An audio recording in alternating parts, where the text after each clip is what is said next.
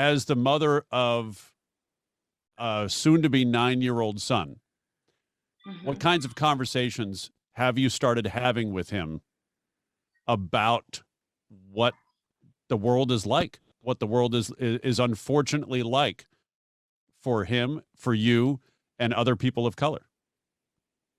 Yeah, so that one's probably a hard one for me. Like I thought that my mom would make me cry, but obviously Bryce is my soft spot.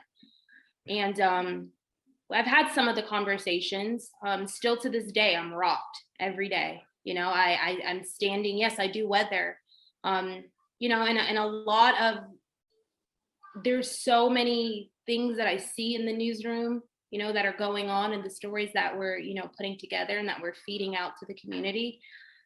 I stand there and yeah, I'm standing there on my green screen, but still in that screen in front of me, I'm watching these packages run. I'm watching these VOs run. I'm watching these thoughts of these parents.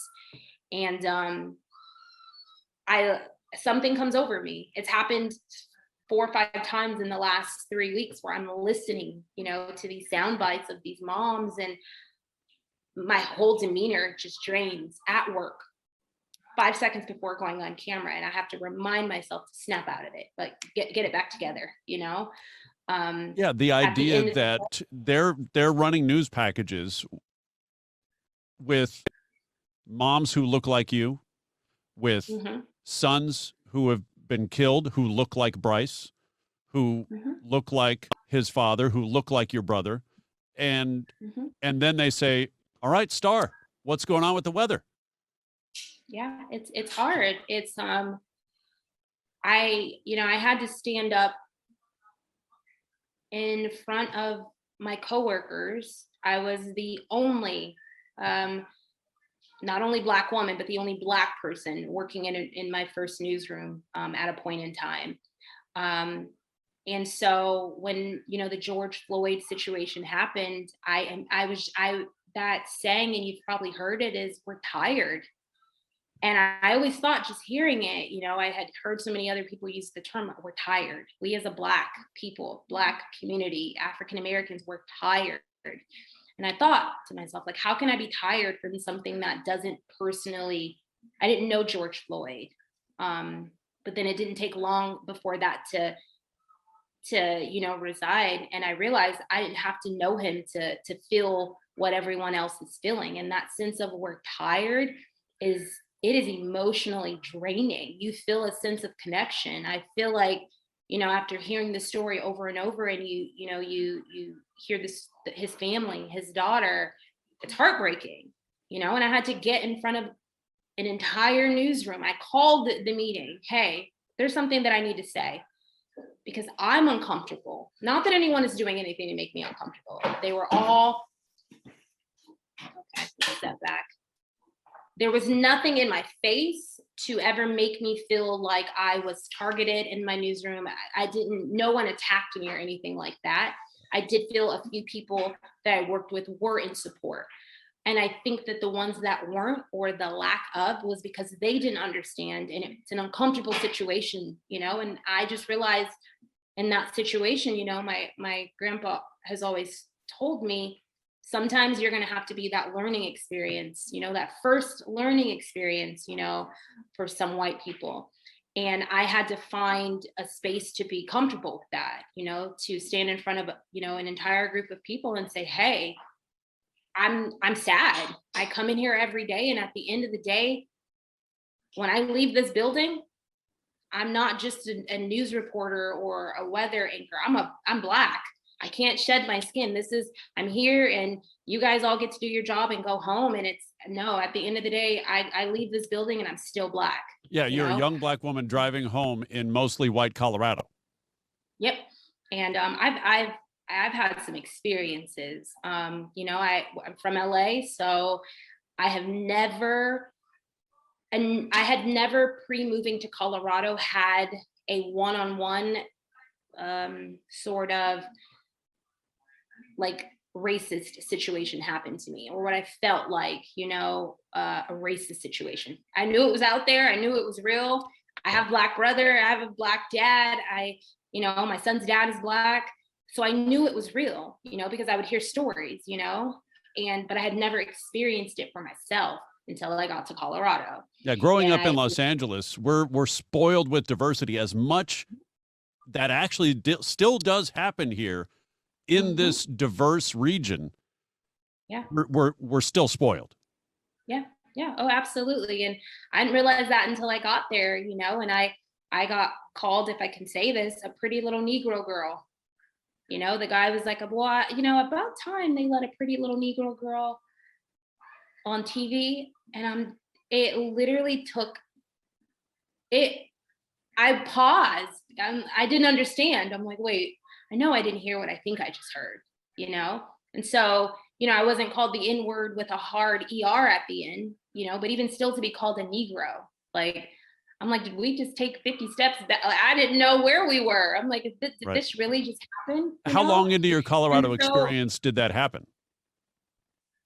Oh, I can name 5 or 6 different occasions that it did happen. But that particular one, that first one, weeks, months? First situation, weeks. Oh my gosh. It was within weeks of moving there. I knew who the Black people were in your city. It wasn't long before I stood out because I'm on TV.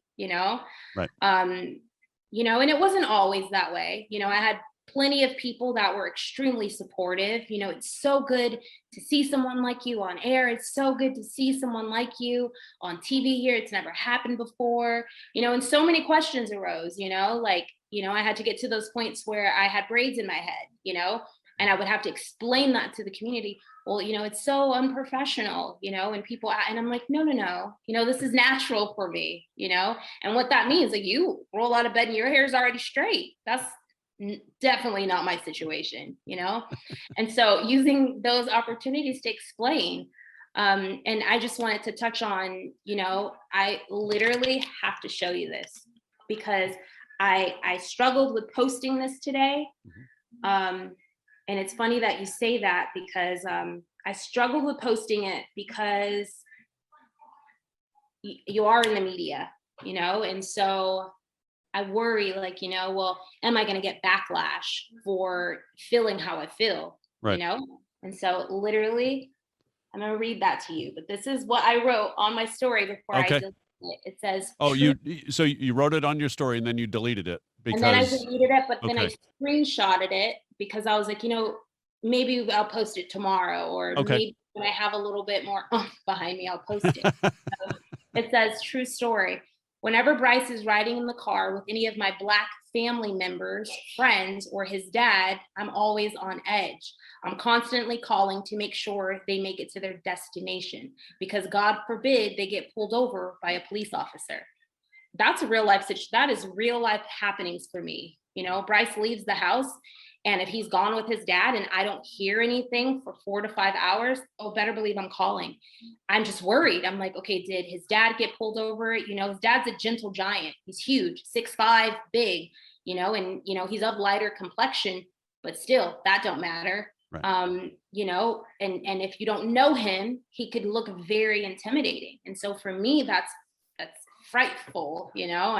What if he gets pulled over and he's with his dad, and he's one of these situations where he witnesses his dad being murdered or something like that, or what if he's in the back seat, because nowadays they're shooting into the cars with kids in the car, and so that's real for me. Or whenever I get a call in the middle of the night from my sisters or my mom, I'm automatically, where's Sam? Sam's my brother. Where's Sam? Is he okay? Like, my mom's like, yo, like, I was just calling you to tell you I loved you, or I was just calling to bother you, or I was just calling to see how your day was.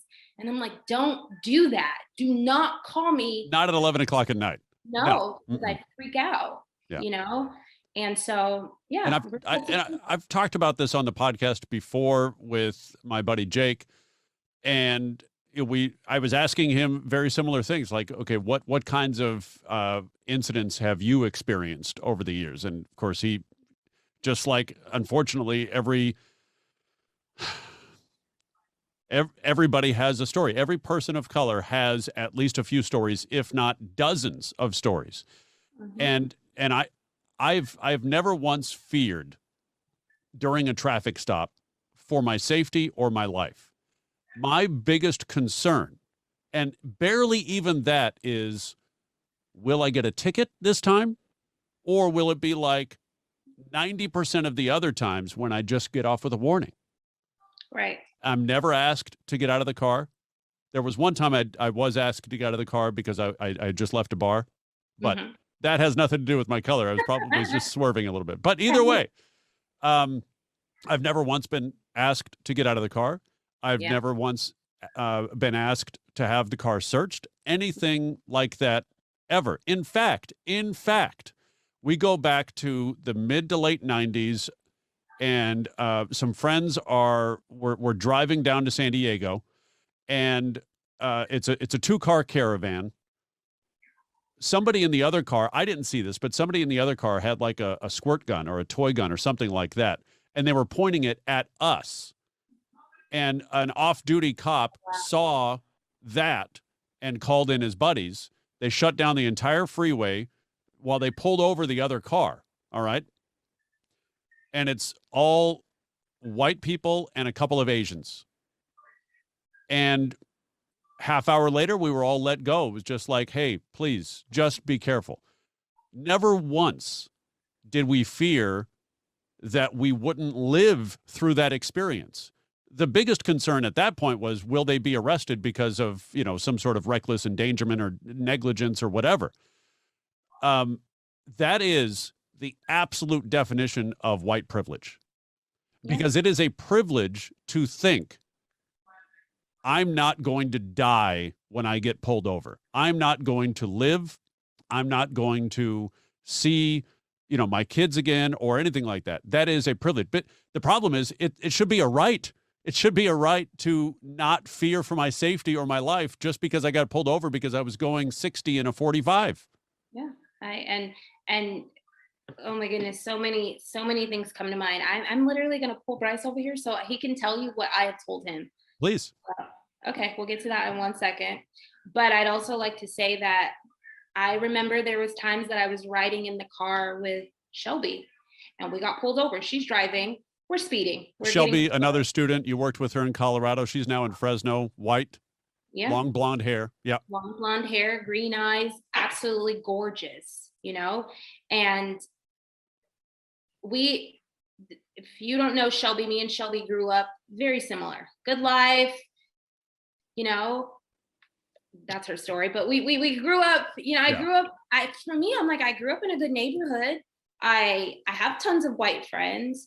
I have, never hurt anyone. I've never been in any crazy situations like that. And so for me, even when the cop gets behind me, I freak out. I have a clean record, but when a cop gets behind me, no matter how clean I am, my tags are intact, I have insurance, I have a driver's license, no matter how clean my record is, when a cop gets behind me, I freak out. I'm nervous. I'm scared. And I remember a time where I'm riding in the car with my friend Shelby and we're getting pulled over. We're driving from Aspen back down to Grand Junction, just got done on a snow day and having fun and just trying to get back home. We live 2 hours away and we're speeding and we get pulled over. And in that instance, I'm freaking out. Shelby, roll all the windows down so that Shelby's windows are tinted. Roll all the windows down because if they see me, it might go crazy, just roll all the windows down so that they're able to see. And she's like, what are you talking about? Like, she understands, Shelby's is very versed on, the system extremely, and Shelby minored in Africana studies. So she's very, very, very educated, and so she's like, you're okay. Like, you're fine. I'm going to talk us through this. We'll get us through this and we're going to be fine. And the cop comes to the, they usually come on the passenger side. And I'm like, oh my goodness, and he's asking like, oh, insurance, registration, blah, blah, blah. And I just hands up. I'm like, can I reach for the glove compartment? And Shelby's like, girl, and reaches over and opens it. I would have never done that. I would have never just reached for, but it's just, it's a natural, I don't want to be hurt. I want to make it home to my son. I want to make it home to my family. I still have so much more to accomplish. And it's terrible. I've even gotten into the habit where when I see another Black person being pulled over, I'm going to park across the street. I'm going to park in a parking lot. I'm going to be nearby to make sure that they're not in any, devastating situation. There's been plenty of times where I'm walking out of the store. When I visit back home, it's happened twice. I'm in Gardena and I see this young Black kid, getting, patted down by the cops, and I stopped. I had my son with me and we watched. I want to make sure that they're not going to do anything to hurt him. I pull my camera out just in case, it's a real life situation.